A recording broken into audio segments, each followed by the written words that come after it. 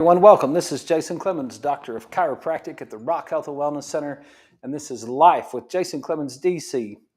We are live from the Rock Health and Wellness Center studios, just like every night at 6, between 6 and 7, right here on 98.7 Walk by Faith Radio, 1420 AM. We're streaming with you on 987radio.com.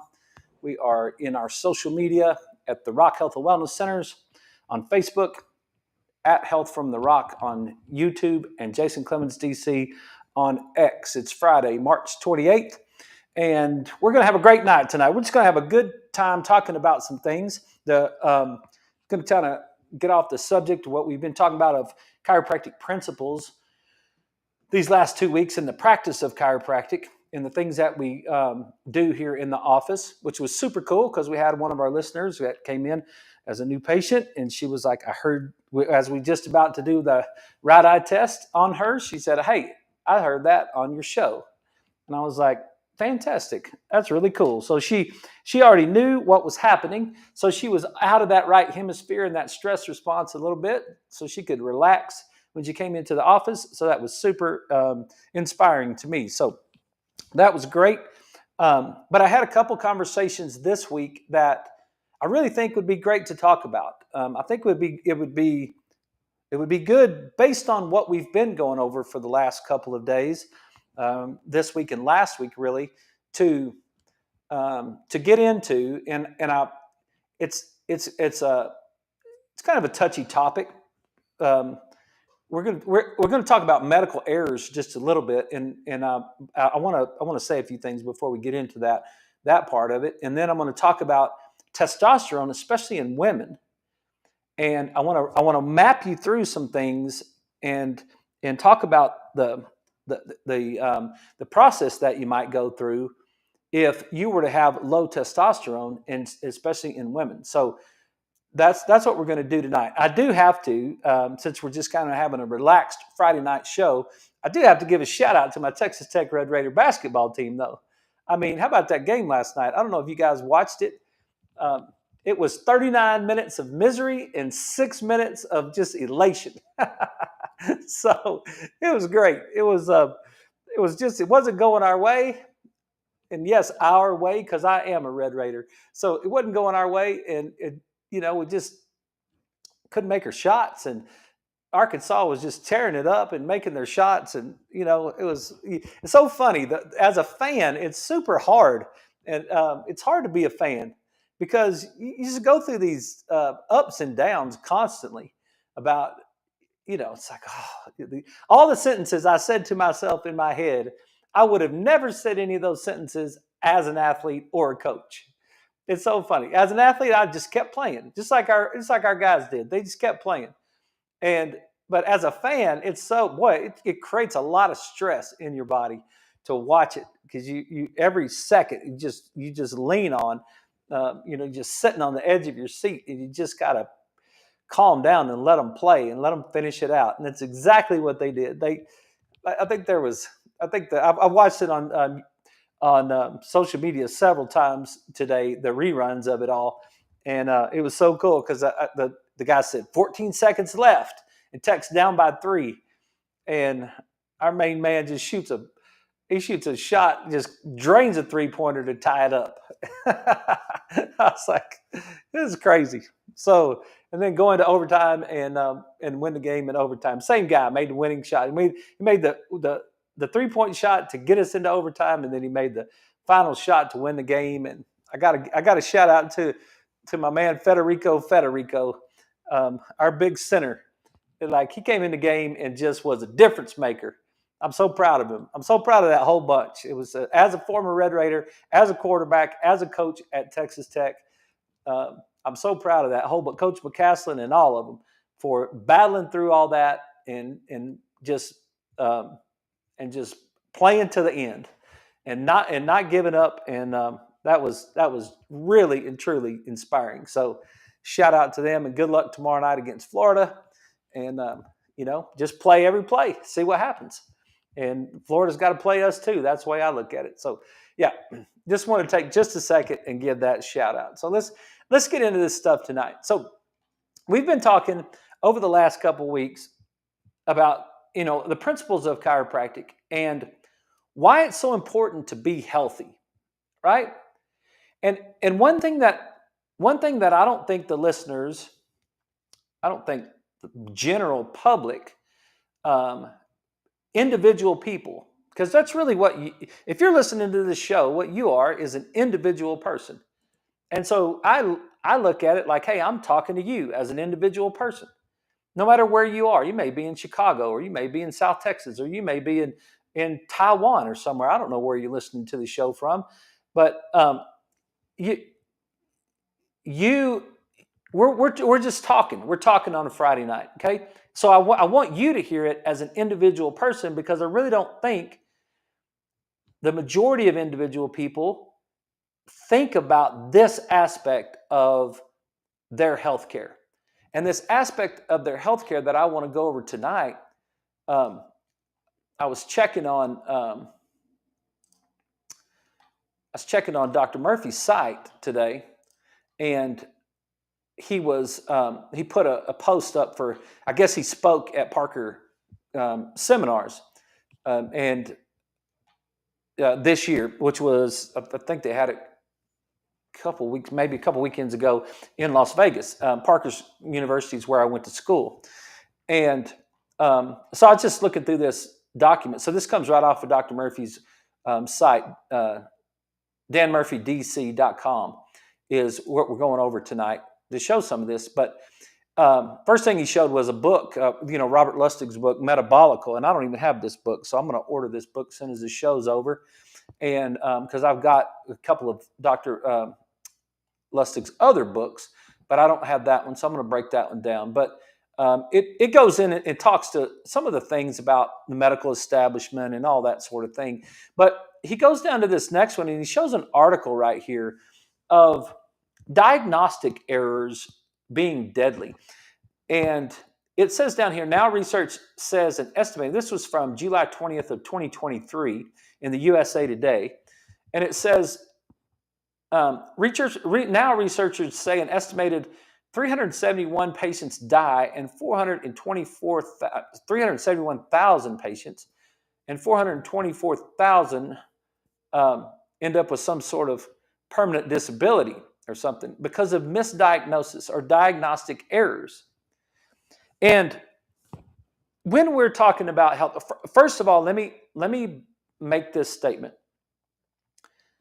When you're working with a human being and you're trying to help that human being in whatever field you're in, doesn't matter if it's chiropractic wellness or if it's medicine or if it's dentistry or if it's orthopedics or if it's whatever, you could be podiatry, whatever your thing might be that you're trying to help someone.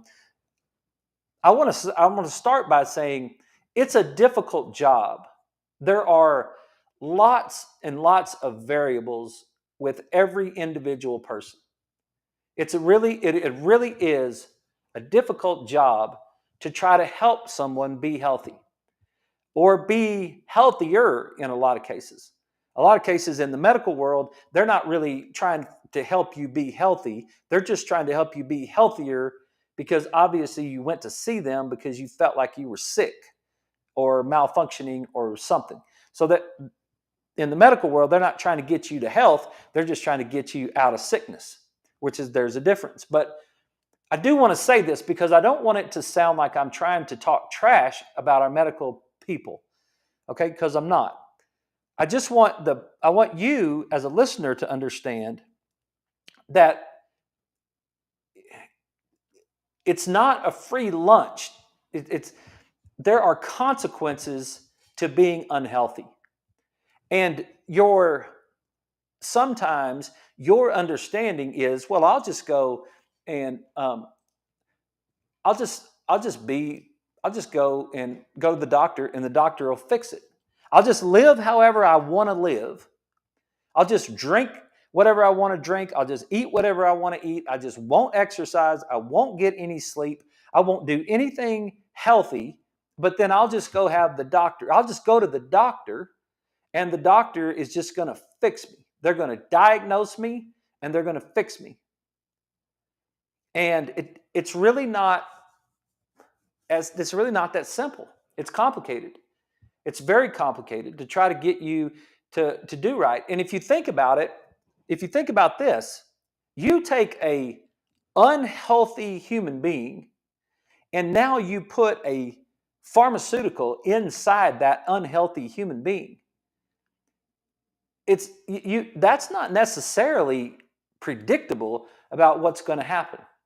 And there's a misdiagnosis that is going to take place, and that's what Dan gets into with a bunch of this stuff. It said now researchers say that an estimated 371,000 patients die and 424,000 are permanently disabled each year because they are incorrectly diagnosed across a range of medical care settings, not just the family doctor's office. The estimated matches The estimate matches data produced from multiple prior studies that focused on diagnostic errors in ambulatory clinics and emergency departments and during inpatient care.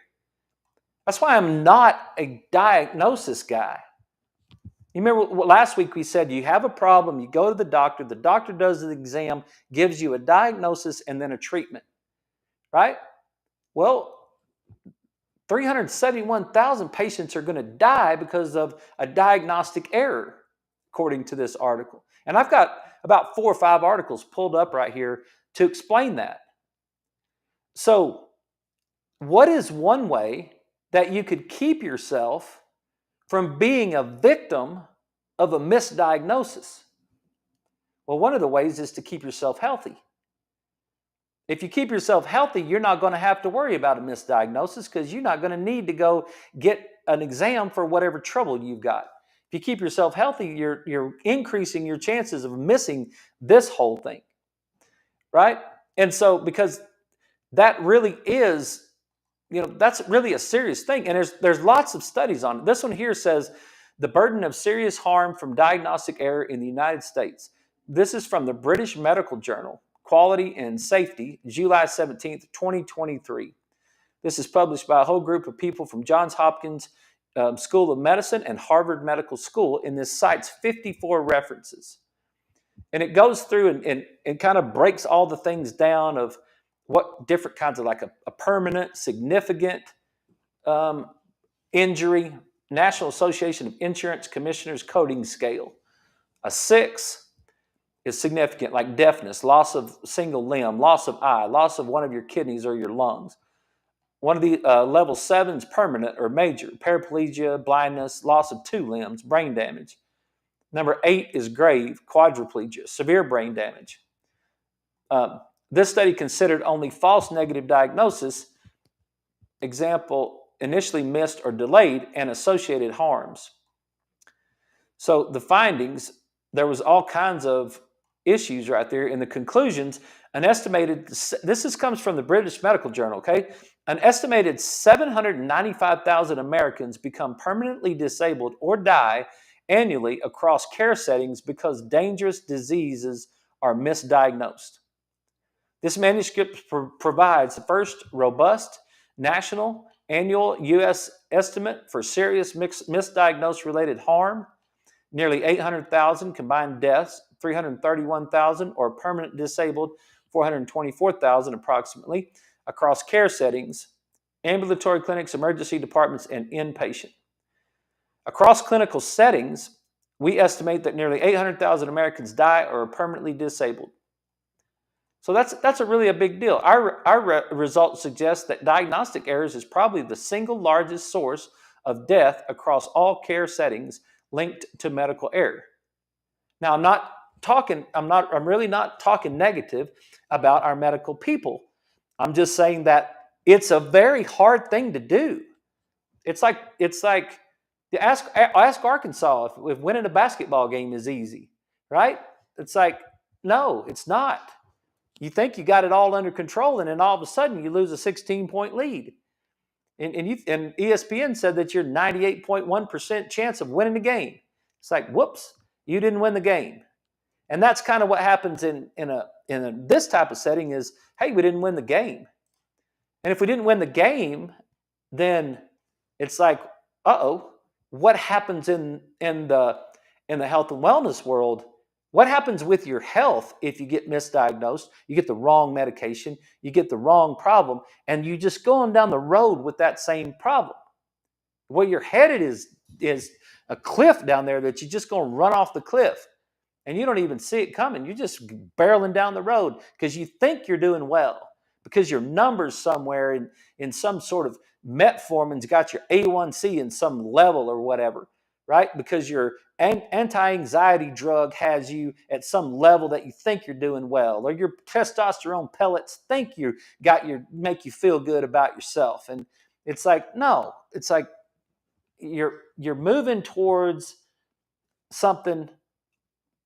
You're likely moving towards something that you're not going to enjoy down the line, right? And I've got them in all. I've got several. I've got one right here in pediatrics. Medical errors in adverse drug events in pediatric inpatients. Let me switch this over for you so you can see it.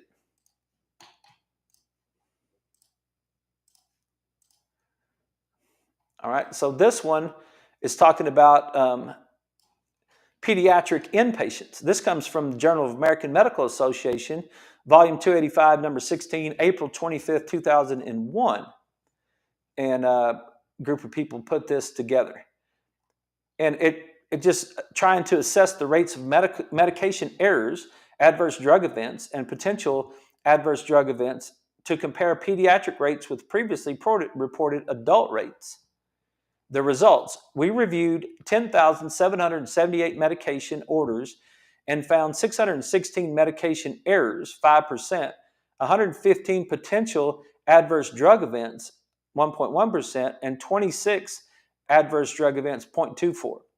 While the preventable ADE, and they're calling it ADE, adverse drug events, while the preventable ADE rate was similar to that of the previous adult hospitalization study,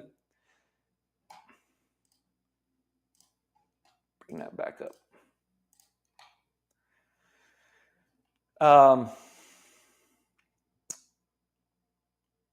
The rate of potential ADEs was significantly higher in neonates and the neonatal intensive care unit, of course. Now, that's a very, very complicated thing that is going on in there. The most of these occurred at the stage of drug ordering and involved incorrect dosing and infective drugs, 28%, or intravenous medication. Conclusion: medication errors are common in pediatric inpatient settings, and further efforts are needed to reduce them. Okay, so that's just another example of that. Hey, it's not just a free thing right there, right? I've got another one right here, another article that's saying the same thing. This is, let me switch it for you.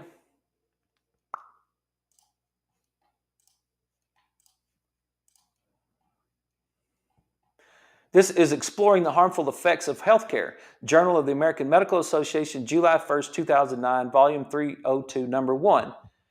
While various forms of harm resulting from healthcare are well known, the full nature of such harm and the magnitude of healthcare's aggregate adverse health effects deserve more explanation. The benefit that U.S. healthcare currently delivers may not outweigh the aggregate health harm it imparts. So you're just cruising along and you're really not paying any attention to your health. And then you just decide, I'm just going to go to my doctor. And, it's almost, sometimes I talk to patients in my office when we're talking, they've come to me for wellness, and they will explain to me their visits to their doctor almost like it's a badge of honor. They'll brag about their doctor visits. They'll brag about the doctors they see. They'll name them by last name mostly. They'll say, oh, Johnson, yeah, I see Johnson, or I see so-and-so, or I see so-and-so. And it's like, and yeah, oh, so-and-so put me on this, and then so-and-so put me on that, and so-and-so put me on that. And it's like, it's almost like there's an honor to be put on something. Like it's almost like and they're not meaning to do it, but when I'm listening to them speak to me about it, sometimes they're speaking to me in a way that they're almost bragging about it. Yep. Yeah, I take this one. And they know the names of them. Like I don't even know the names of these drugs. Like, but they'll know, yeah, I'm taking this one and it's my blood pressure pill. And then I'm taking this one and this is my anxiety pill. And then I'm taking this one and this one's for my gout or whatever. And then here's another one that I take and it's for my thyroid. And then I take another one over here for something else. And it's like, what are you doing are you bragging about this? Like, are you proud of this scenario that you're telling me? Because that sounds dangerous as heck to me. That's why I get so offended when I hear the medical doctors or somebody say that you have a bulging disc and you shouldn't see a chiropractor or something like that, right? It's like that's the same guy that just put you on 5 medications. And there's never been a randomly controlled clinical trial done with more than 2 medications at once. You realize that, right? No one's ever done a study with 5 medications at the same time and put it in a double-blind clinically controlled trial. They've never done that. They can't do it. They can't do it because it would be unethical to do it. And then now we get it, and we've got this whole list of drugs, and it's just creating havoc. Now, I can't put you on drugs or take you off drugs, right? That's between you and your medical doctor. But what I can do is I can share with you some of the statistics that are real from places like the Journal of the American Medical Association or the British Medical Journal that are like legitimate statistics of that you might die from being diagnosed with the wrong problem. And I can tell you this testosterone pellet thing is one of them. And that's what I want to kind of break down some of this stuff for you because it literally disgusts me this testosterone thing. That and it's like a crack dealer. It's like free drugs that make a person feel good without any consideration whatsoever of the dynamic effect of what's going on inside their body. And why in the first place? Why in the first place is your testosterone low? Why is that? And let's just answer that question a little bit. Let's walk through some of the reasons that, and I'm talking about women, not just men. I'm talking about women, okay? So let's look at our favorite place. The Cleveland Clinic, they do such a great job, right, of explaining stuff. And you just go to Cleveland Clinic. It's really simple. And I don't even know what I Googled. Where's testosterone made, or what is testosterone, or something? Let me go back and I'll find it right quick. Yeah, where's testosterone made in the body? Simple little Google search right there, right? And then go down about 3, and here's our Cleveland Clinic, and here's testosterone, and it just breaks it down for us. And so let's just take a peek at it just for a second, and then let's look at it and say, all right, where testosterone is a hormone that your gonads, your testicles, or your ovaries mainly produce. Testosterone levels are naturally much higher in males. If testosterone levels are too high or too low, it can cause certain problems, right? Testosterone is a hormone that your gonads, sex organs, mainly produce. More specifically, both testicles and ovaries produce testosterone. But here's another one. Your adrenal glands also produce the hormone DHEA, which your body transforms into testosterone and estrogen. So now we've got the adrenal gland in this circle right here. So let's go a little further. Is it a steroid? Well, it's the main androgen, meaning it stimulates the development of male characteristics, more muscle tone, more hair on the body, that type of thing, right? Natural testosterone is a steroid, and anabolic refers to muscle building, and androgen androgenic refers to increased male characteristics. So we're not talking about the kind of steroid that you would inject to like a bodybuilder does. And there's multiple things that it does. There's testosterone in fetal development. There's testosterone in puberty. There's a testosterone in adult males. There's testosterone in adult females. For adult females, testosterone enhances libido. However, the majority of testosterone produced in the ovaries is converted to the primary female sex hormone estradiol. All right, so when I'm reading something like this, what I'm going to do is I'm going to look at it and I'm going to say, okay,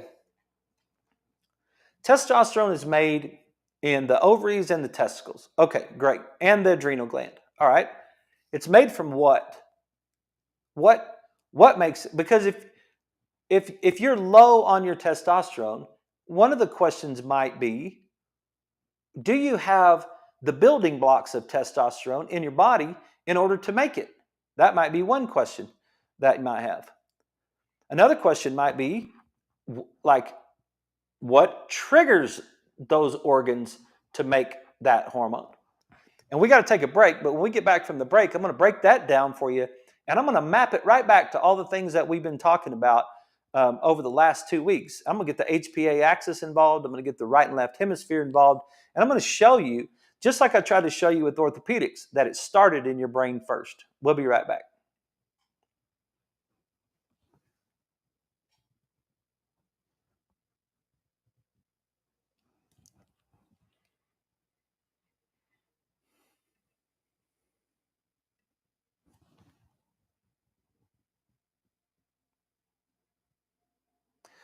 This is going to be really cool, actually, because you're going to be able to see that when it's like, all right, if you've got your gonads, your testicles or your ovaries, and you've got your gonads, and they're what's producing this hormone, they're just doing it on their own. Like, is it just random? Like, is it just, do we just have some sort of, is it just like, well, your ovaries are just going to produce testosterone whenever they want to? Don't you think there ought to be some sort of signal there? And what we presented last week, or this week, I think actually, is the concept that orthopedic problems came second to neurological problems. Remember that? Remember we said your knee didn't wear out first. Your knee wore out after your brain was firing improperly. You didn't, unless you had an acute injury, then your knee wore out secondary to your brain. Your low back pain, unless you had an acute injury, your low back pain is secondary to your brain. What does that mean? It means that you're subluxated somewhere. The pathways that are firing, the balance between the right and left hemisphere, the balance between the front and the back of the brain, the efficiency of firing through the nervous system, from the brain to the body, from the body to the brain, this whole above down, inside out concept that we always talk about in chiropractic, somewhere along the way, that got disrupted in some form or fashion before your low back pain started. It was abnormal neurology first, then it was back pain. It was abnormal neurology first, then it was neck pain. Your hands going numb. Your hands going numb is secondary to your brain not working properly. No one teaches this. And sometimes it takes a lot of repetition to get it.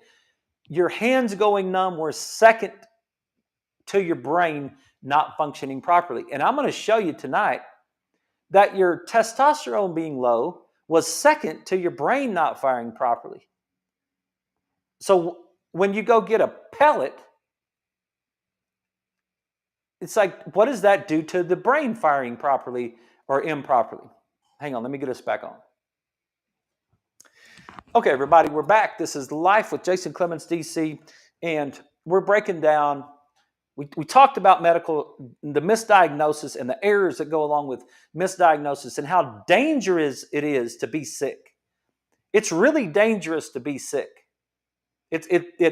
You might get well. You might change your whole self and be well, do healthy things and become healthy, but you also might go to the doctor with your sickness and die. You might go to the doctor and end up blind or lose a kidney or be a quadriplegic. That's what the British Medical Journal says, or Harvard, right? Johns Hopkins University. Those, not me. I'm just reading the articles, right? So in the first half of the show, we talked about how dangerous it was to be sick because of the misdiagnosis and the medical errors. Well, now I want to talk about this concept that it's the brain first before it's the low testosterone. You go to the doctor because you feel horrible.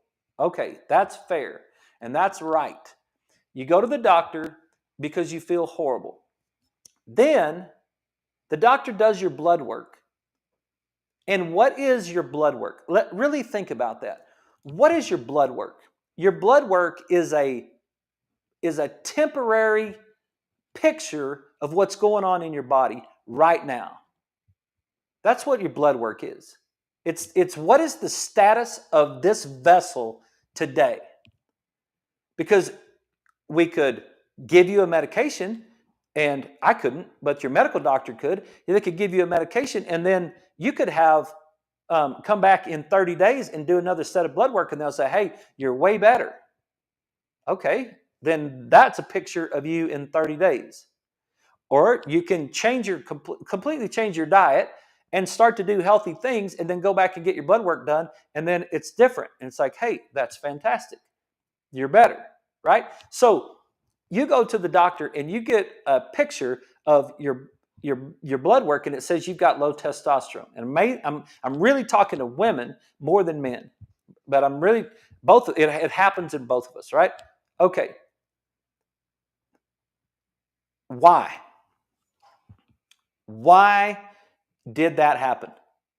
Why did that happen? What is the signaling mechanism to cause the body to fire? Well, first of all, testosterone is made from cholesterol.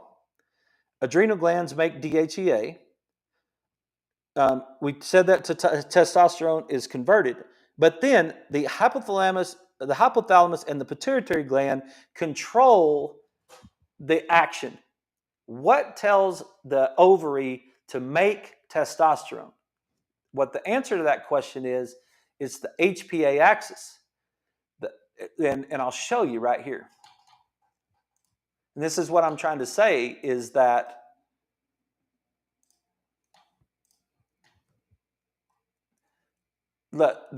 it's like it's brain first. It's brain first. Gonadotropin releasing hormone, it's GnRH, is part of the hypothalamic. Let me see if I make sure I got that on there. Yeah. It's part of the hypothalamic pituitary gonadal axis, and being a part of the system makes it vital for human reproduction. It was discovered by Nobel laureate Andrew Shaley in 1971, looking at a pig hypothalamus as one of the earliest hypothalamic releasing hormones. So it's released in your hypothalamus, okay? This whole process right here. It is a crucial substance in the gonadal HPG axis in humans. Production of GnRH occurs in the neurons of the hypothalamus. Okay, what tells the ovary to make testosterone? Actually, that we're going through steps, but it goes down that line. First thing what's going to happen is the hypothalamus is a part of your brain. Let's look it up so you can see it. Just so you can see a picture of it.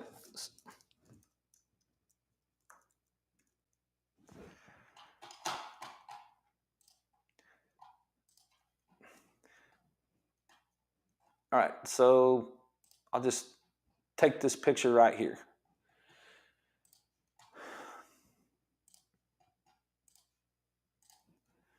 Okay, there's your brain. There's your brain stem right there. This is, and you got the pons, medulla, all this right here. Now, here's your hypothalamus right here. There's your pituitary gland that's just hanging down right there. There's your thalamus, this big relay center in the middle, right there in the center of your brain. Then you got your cortex and all this stuff, your frontal lobe, your occipital lobe, all that stuff up here. But there's your hypothalamus. It's right there. And then your pituitary gland is right underneath your hypothalamus. It's parts of your brain, okay? So there's a HPA axis and there's an HPG axis. So this is hypothalamic, pituitary to gonads, to ovaries. And so where is this stored? Because if you understand this, you'll be like, oh, wait a minute. How come they didn't tell me this? Right? How come my doctor that put pellets in my hip didn't tell me this? Right? Okay. Gonadotropin releasing hormone is a critical substance in the HPG axis in humans. Production of this hormone occurs in the neurons of the hypothalamus and causes the downstream production of sex hormones by the gonads. This hormone ultimately regulates puberty onset, sexual development, and ovulatory cycles in females. Intrinsic, listen to this sentence right here. This is like very, very, very important to understand. Intrinsic or extrinsic disruption in this pathway can lead to the development of pathologic conditions in humans. Intrinsic, meaning there's a problem inside your body, something is disrupting this pathway, or an extrinsic disruptor, physical, chemical, or mental emotional stress that disrupts the external, from the external environment, disrupts this. Intrinsic or extrinsic disruptors in this pathway can lead to the development of pathologic conditions in humans. So what are we saying right here? What we're saying is this. We're saying that you're low on your testosterone. Why? Why are you low on your testosterone? Your testosterone is low. Okay? What makes testosterone? Your ovaries. Your ovaries make the testosterone. What tells the ovary to make the testosterone? The HPG axis. What does it use? It uses this gonadotropin hormone, GnRH. It uses this hormone to, the hypothalamus tells the pituitary gland to tell the ovary to make testosterone. Okay? There's a H to P to G axis that's going on right there. So now all of a sudden we get down to the G, and the G is not making the testosterone. So we test the blood, and what do we have? We have low testosterone. And so what is the medical model's way of fixing this problem? Let's go to an external source of testosterone, and we'll just plug it in from the outside. And let's just ignore the brain. Let's completely ignore the brain in this process. Let's just bypass all neurology and physiology that goes along with this process of making this, releasing this hormone and making testosterone. We're just going to come in from the outside, and we're just going to put a pellet in your butt, and we're going to drive testosterone up when your brain is driving it down. And then you're going to wonder, what could possibly go wrong now? Like what could possibly go wrong if this is what's happening in my body? My brain. What do we say about orthopedics? It's brain first. I have a brain problem before I have a knee problem. I have a brain problem before I have a hip problem. I have a brain problem before I have a low back problem, right? I have a brain problem before I have a low T problem. That is factual. That's factual. Now, you're going to come in here and say, okay, I've had a hysterectomy or I've gone through menopause and all of a sudden my ovaries aren't working. There's where your hot flashes come from. Your hot flashes come from this idea of the hypothalamus being so used to this normal routine of hormones being released, and all of a sudden they're not released at the same level that they were before. So now what we should do is we should come in here and take some external source of hormone instead of trying to reestablish a new neurological pathway with the hypothalamus. Like that's never even considered. You know why it's never considered? Because it's tough work. It's you know how easy it is just to give a person a testosterone pellet, just to give a person a hormone. You know how easy it is? It's easy for the patient. It's easy for the doctor. The doctor gets paid. The patient's happy. Everybody's just cheerful. And then what happens? Whammo. All of a sudden, when that quits working because this whole brain thing is not working, now we're in trouble. And you can apply this to almost all the medications. You can apply it to your acid reflux medication. You can apply it to your arthritis medication. You can apply it to any of your medications. It's like, wait a minute. Stop, doc. Tell me one thing. Why exactly do I have low testosterone? What? Well, okay. Why? I don't know. What's going on up here? So what if we were to take this article that we're reading, and what if we were to look at this article because it says right here, intrinsic or extrinsic disruption in this pathway can lead to the development of pathological conditions in the human. You know what that means? It can lead to heart disease. It can lead to cancer. It can lead to diabetes. It can lead to all kinds of disruptive things. That's what pathological conditions means. That means that I can feel good now, but I'm going to pay the piper later. Or I can start doing healthy things now, and I don't have to pay the piper later. That's the difference. And so what would cause this thing? And I bet you if we spent the rest of the evening together and we just started mapping it out. Okay, well, if gonadotropin releasing hormone is produced by the neurons in the hypothalamus, production occurs in the neurons of the hypothalamus. What I would do is I would take that sentence right there and I would say why. Why is it produced? Let's just try it. Let's just copy. And I'm doing it, and you can't see it, but I'm just doing it on the and let's paste. And say what causes.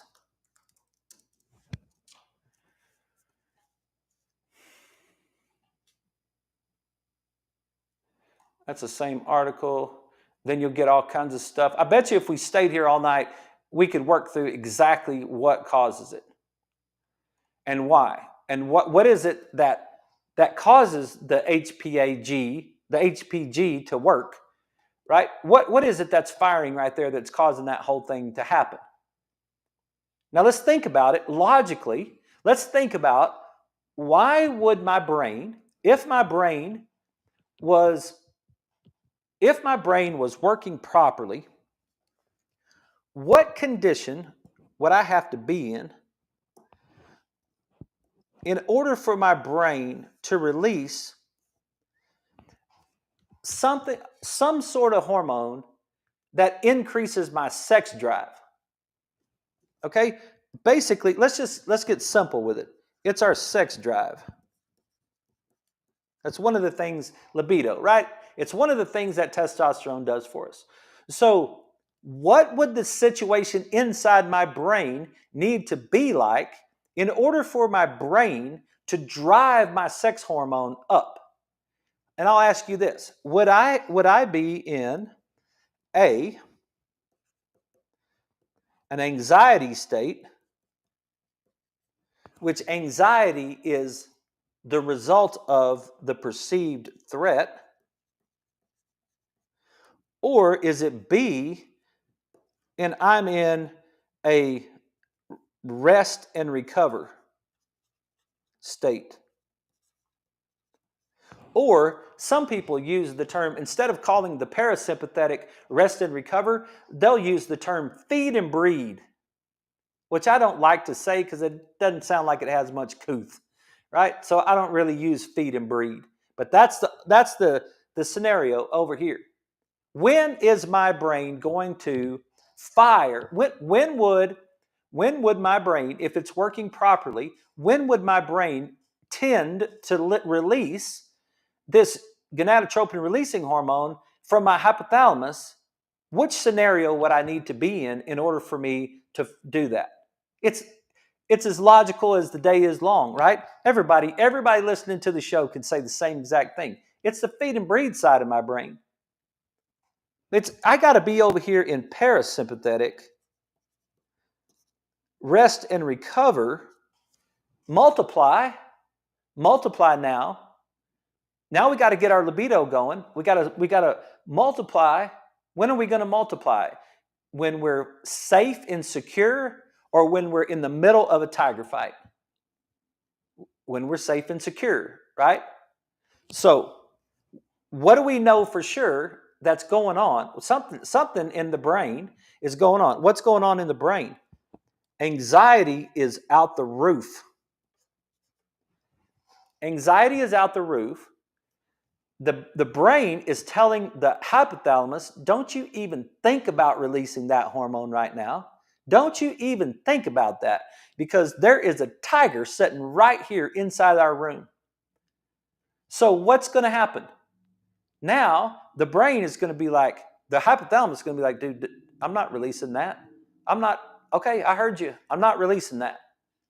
And so the hypothalamus doesn't tell the pituitary gland to release its hormone. So the pituitary gland doesn't tell the ovary to release its hormone. And so what happens to the testosterone? The testosterone goes down. Why is the testosterone going down? Because we have an increased activity in the right hemisphere of the brain, and we've got this fight or flight response, the sympathetic. What did we say multiple times over the last couple of weeks? Increased sympathetic firing disrupts the body. It's dangerous to the body. It can cause death. It precedes a lots of critical conditions in the body. Increased sympathetic response. Okay, so let's go out and let's get pellets put in our hip. And let's drive from an external source. Let's drive testosterone up while we don't do anything with our right hemisphere. Now what happens? What is now? We've got a twist in our nervous system. Like y'all remember getting Indian burns when we were kids? Like someone grab your arm and twist it and get an Indian burn. Everybody out there knows what an Indian burn is, right? And that's not a racist statement. I don't know. I'm not. It's just a twist of your skin, right? That's what we used to call it when we were in elementary school. Okay, that is a twist in your nervous system. Now, if you have a twist in why is it a twist? Because your right hemisphere is firing, telling your hypothalamus to get that down.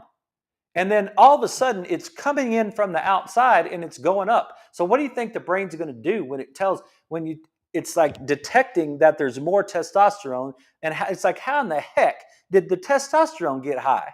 I thought I told you to turn down the gonadotropin releasing hormone. And the hypothalamus is like, dude, I turned it down. Well, turn it down some more. Turn it down. So I turned it. So then now we're going to turn it down some more. So what's going to happen? The internal intrinsic system is trying to push the testosterone down, but the external money grabbing capital bullcrap system is trying to push the testosterone up because I want to feel better in spite of having a tiger sitting right there. I got a tiger right there, but I just want to go on about my business because I got things to do today. But I'm not going to deal with the tiger.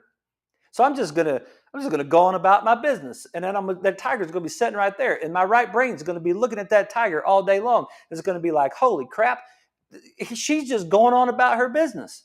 And then what's gonna happen? That's just twisting. We got a twist in our nervous system. And what do you think happens? Do you think you move towards health, or do you think you move away from health if you've got a twisted nervous system? If you've got two competing things going on in your nervous system and your brain, what do you think that's happening in your brain? And what's the next thing that's going to happen with this overactive system over here? You're going to get it. I know you guys hate it when I keep talking about the same thing over and over again, but what are you going to get? You're going to get a decreased left hemisphere, decreased parasympathetic, decreased details, decreased dopamine. And then what are you going to do to solve your dopamine problem? You're going to create an external source of dopamine. Alcohol, sugar, pornography. That's coming from the left. And now we've got an external source of dopamine being driven up in a state of anxiety. And we've got an external source that's driving our testosterone up on the other side. When you're dealing in health, you're moving in two directions. You're either moving towards life or you're moving towards death. That's the reality of it. The reality is the choices we make are moving us towards life tomorrow or death tomorrow. And we don't think about that. We don't realize that what we're doing to ourselves. It's like, it's not a joke. It's not a game.